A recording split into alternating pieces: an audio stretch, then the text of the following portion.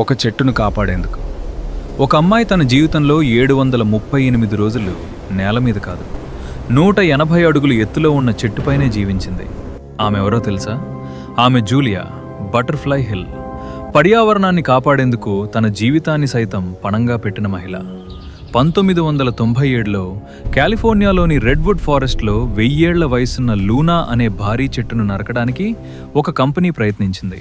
అది తెలుసుకున్న జూలియా ఒక్క క్షణం కూడా ఆలోచించకుండా ఆ చెట్టు మీదకెక్కి ఈ చెట్టు నరకకూడదు అని ప్రపంచానికి తెలియజేసింది. కుండపోత వర్షాలు, చలికాలం, భయంకర గాలులు ఏది వచ్చినా ఆమె దిగలేదు.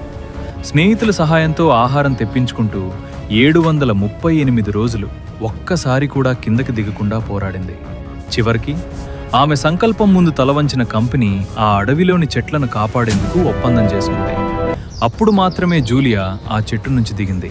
ఒక అమ్మాయి ఒక చెట్టు కోసం చేసిన ఈ పోరాటం ప్రపంచానికి ఒక గొప్ప సందేశం ఇచ్చింది.